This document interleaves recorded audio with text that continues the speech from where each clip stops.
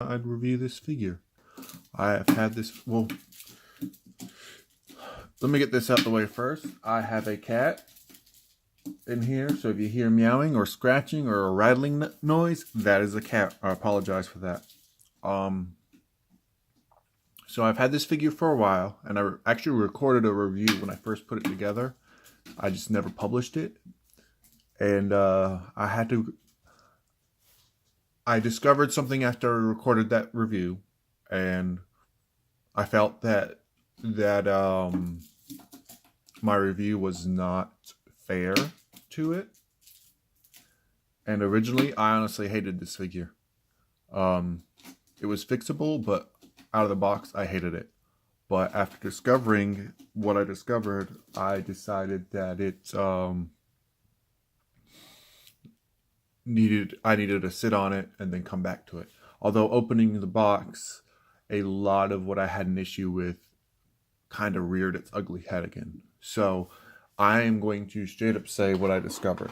This kit requires, let me repeat this, requires glue. Not, oh, it's a little bit loose. You will notice on the arms, on the legs, and a few other places, there's pieces missing. Okay, I'd turn it around. I'm going to turn it around. You'll notice that little that box. You know, you look at the back of the legs. You know, the back. There's supposed to be pieces here. This like wore down. Okay. There's a lot of little pieces missing, and you'll notice he's got. I'm not going to swap out the arms, and I'll show you why. Well, you'll see why during the review, but if you look at the manual, there's little tiny spots in the manual that actually, and the manual is actually really nice. It's a little bit thicker, but there's little tiny spots in the manual that have this. Okay, can't really see it that well, but it doesn't matter. That's telling you to glue it, and I didn't really pay attention to that and notice that. So, and it's not just like a handful of pieces. No, it is. It's a good chunk of pieces that are supposed to be on there. There's some accessories in there. But yeah, he comes with two standard arms. Okay, he comes with two standard arms with regular fists and open fingers. He comes with two plasma cannons, which do not light up. The chest will light up and the eyes will light up if you have the LED installed. I'll show you that. He comes with the chain sword, two of them in the chain mode and in the sword mode. And he comes with yeah, that's it. So he's two fists, two open hands, and two arm cannons, two swords. Well, four swords. Let me show you one of the swords.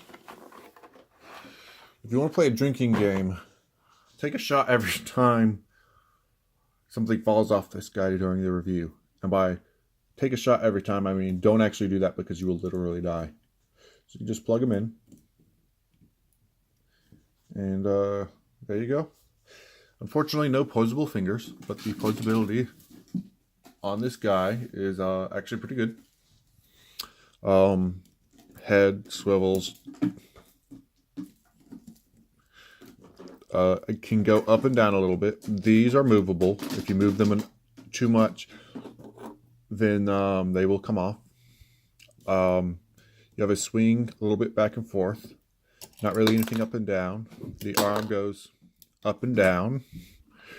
Arm goes out quite a bit. The plasma cannon rotates. And no, I'm not doing that on purpose. That is how loose it is. And this hand, these open hands are a nightmare. The arms have yeah, that's pretty much 90 degrees. I was going to say a little bit more, but the arms, let me take this out.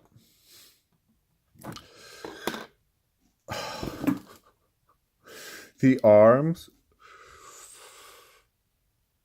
You ready for this? I'm going to grab this by the hand itself, not the fingers, the hand. You have this pretty much like a Revoltech or a Figma or a universal joint where it goes up and down, can rotate.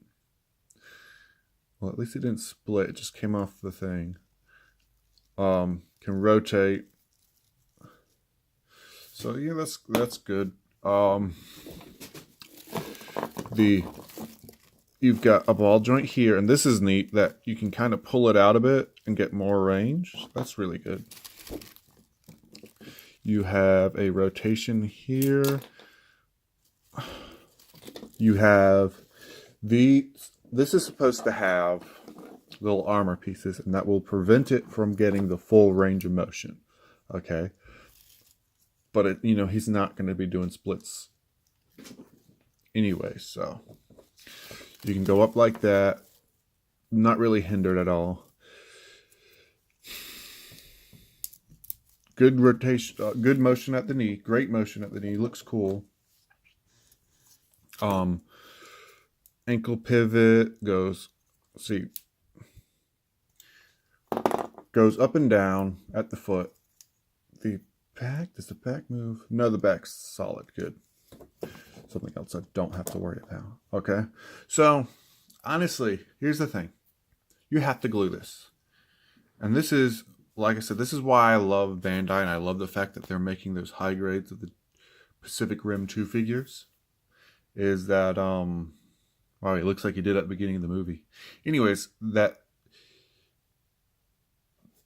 the detail is really nice on this. This has pretty much a full inner frame.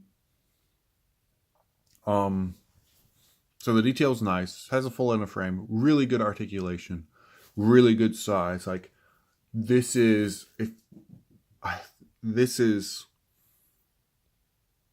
want to say an $80 figure when I got it from Japan. I didn't go to Japan, I ordered it from Japan, but it's like an $80 figure.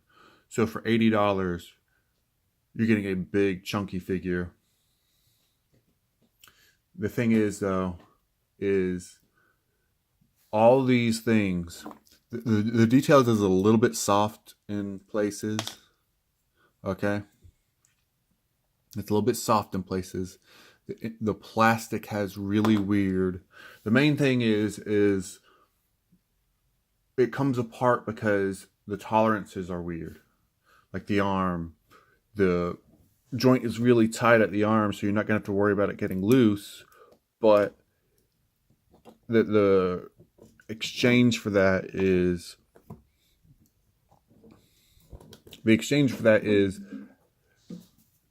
the arm, the two halves of the arm are not as strong as the joint is. So the arm's just going to split in half. So you're going to have to glue even some parts. That part it doesn't tell you to glue it, right? If you're going to be moving it at all, you're going to have to glue a lot of stuff. But my main issue is it didn't have to be like this. Something as simple as an armor piece pegs into another piece, right? Just design stuff to fit. It's mostly a snap together model kit. It doesn't need to be, there's nothing on here complicated to a point where you should have to glue it.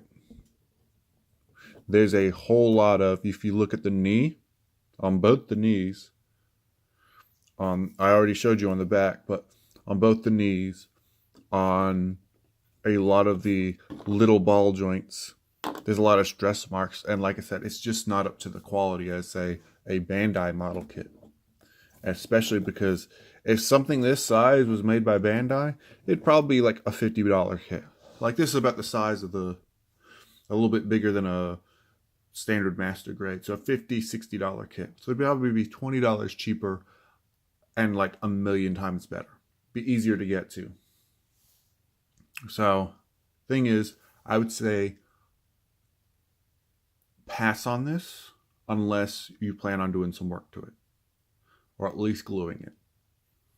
If you can get it for a good price, $60, get it,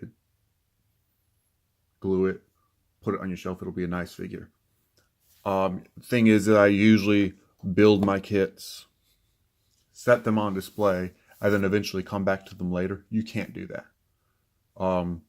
I can't glue this and then come back to it and disassemble it because I'll have glued it. You know what I'm saying? I was completely angry at this figure and said, don't ever get it before. But after realizing that it is designed to be glued, I have to give it some leeway, but I don't think there's nothing on here complicated enough for it to be designed to be glued. And there goes that cat. But this is Mr. Souji, and go see Pacific Rim Uprising.